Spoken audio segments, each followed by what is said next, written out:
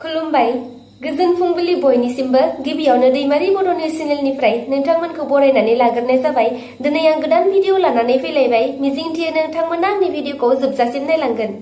चिरां जिल्लानि गुरु भाषायाव गरखा समाजनि बरा दासाई होननाय फोरबोआ मैयानिफ्राय जागायजेनबाय आरो बरा दासाई फोरबोआव गेदेरफोरा उन्दैनो बोर सारस्रिनाय आरो गेदेरफोरखौ उन्दैफोरा मान होनाय बेखौ बिथा खालामनानैनो बे बरा दासाई फोरबोखौ फालिनाय जायो।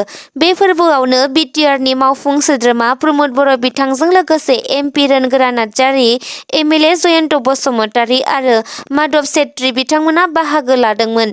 बे हाबाफारियावनो बाहागो लानानै बिथां प्रमद बर'आ बुंथियो दि मैयानि सानाव गरखा हारिनि गिदिर गोलाव बैसो जानाय सुबुंफोरनिफ्राय बोर सारस्रिनाय लानाय दिनाव बाहागो लानो मोननानै जोबोर गोजोननाय मोनदों आरो थाबैनो गरखा हारिनि थाखाय चिराङाव गरखा भवन लुनो थांगासिनो दं।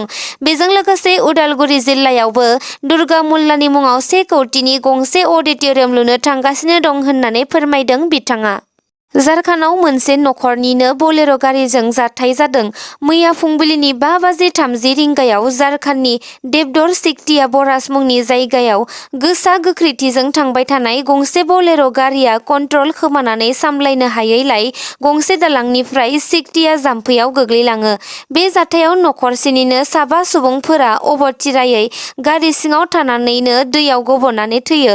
मोनथिना मोननाय बादिब्ला मुकेश कुमार होननाय सासे सुबुङा गावनि बिसि, बिबोनां आरो 2 गथ'फोरखौ लानानै झारखन्डनिफ्राय आसनसोलनिफ्राय गिरिडीह फारसे थांगासिनो दंमोन, नाथाय गारिनि खारथायखौ सामलायनो हायैयाव दालांनि डिभाइडारखौ सौसिना सिकटिया जाम्फैयाव गोग्लैलाङो आरो नखरसेनिनो 7 सुबुङा अबथिरायै जिउ गोमायो।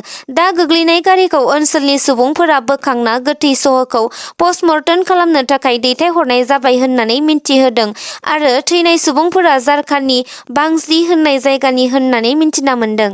दरं जिल्लानि सिङाव थानाय खारपटियायाव हानि जेंनाखौ लानानै मोननै हान्जानि गेजेराव गिख्रंथाव दावराव-दावसि जादोंमोन। बे हानि जेंनाखौ लानानै सोमजिनाय दाङाबाजियाव 4 सुबुंफोरा जिउ खहा जादों। बिनिनो 2आ जायगायावनो जिउ खहा जादों आरो गुबुन 2आ देहा फाहामसालियाव लांबाय थानाय समावनो जिउ खहा जायो। बेजों लोगोसे 4 सुबुंफोरखौ गोब्राब जोखोम जादों होननानै फोरमायदों, जायफोरखौ मंगलदै देहा फाहामसालियाव फाहामथाय होबाय थागासिनो दं। बे जाथायनि बागै मिन्थिनो मोननाय बादिब्ला खारपटिया नोगोरनि जनता नोगोरनि थागिबि रुंसारि सिनार उद्दिननि फिसाज्ला हासिम मुस्लिम आरो आताफ आलीनि हाखौ सा 80 सुबुंफोरा गाग्लोबनानै दखल खालामनो नाजादोंमोन आरो बिसोर गिबियाव हासिम आलीनि न'नि सीसीटीवी केमेराखौ सिफायनानै सिखा रुवा लानानै बे जाथायखौ खालामो। दा बे जाथायखौ लानानैनो ओनसोलाव दुंहाव थासारि सोमजिगासिनो दं आरो दरं जिल्लानि एसपि प्रकाश सन'वालनि दैदेननायाव बे जाथायसालियाव थांनानै नायबिजिरनाय खामानिखौ मावबाय होननानै मिन्थिनो मोन्दों। इजराइल आरो हामासनि गेजेराव जानाय दावहाया थांनाय 7 अक्ट'बर खालारखालि गाजानिफ्राय उदखारि हामासफोरा गं 5,000निख्रुइबो बांसिन रकेटजों इजराइल हादर फारसे गावहरनानै इजराइलनि सा 1,400 सुबुंफोरखौ फोथैनायजों लोगोसे सा 5,431 सुबुंफोरा जोखोम जादोंमोन आरो सा 220 जनसो सुबुंफोरखौ हामासफोरा लांखारदोंमोन। बेनिनो फिनजाथाय महरै इजराइल हादोराबो साफ्रोमबो गाजा स्ट्राइपआव एयार स्ट्राइक खालामनानै सा 4,651 सुबुंफोरखौ फोथैनायजों लोगोसे सा 7,325 सुबुंफोरखौ गोब्राब जोखोम जादों।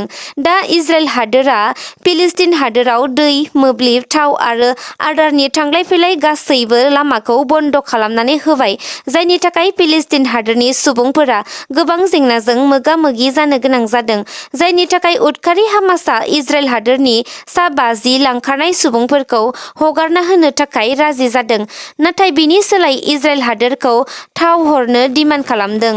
दा इजराइल हादोरा लांखारनाय गासैबो सुबुंफोरखौ हगारना हरब्लासो बिसोरनि डिमान्डखौ गनायनानै लागोन होननानै बुंदों।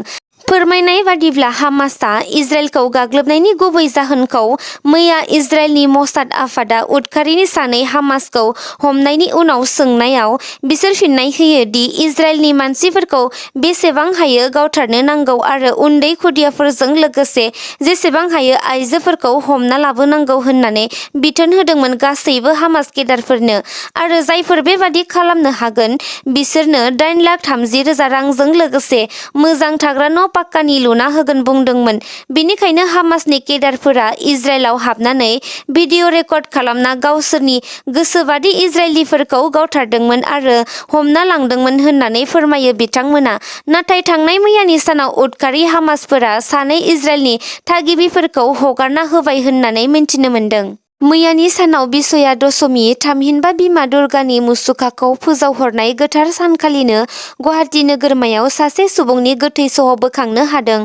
गुवाहाटी नोगोरमानि लखरा ISBT साखाथियाव सासे सुबुंनि गोथै सह बोखांनो हादों।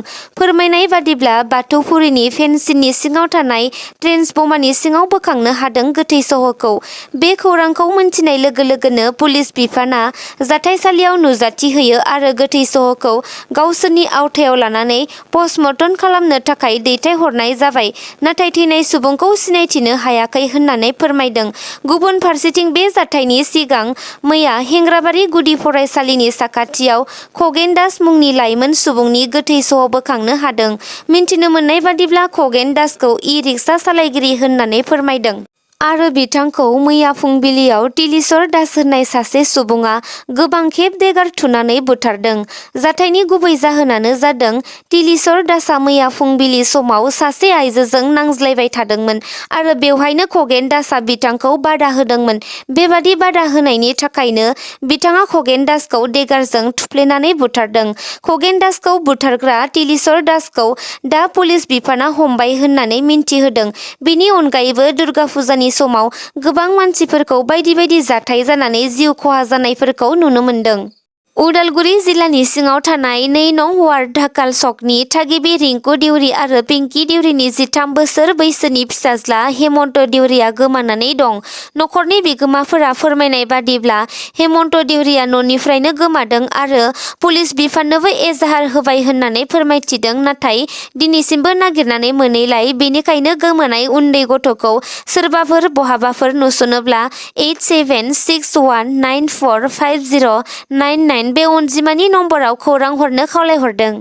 नोंथांमोना आंनि भिडिअखौ जोबजासिम नायबायब्ला अन्नानै लाइक, शेयार, कमेन्ट आरो साबस्क्राइब खालामनानै होगोन होननानै आङो मिजिंथियो। एसेनोसै, गोजोन्थों।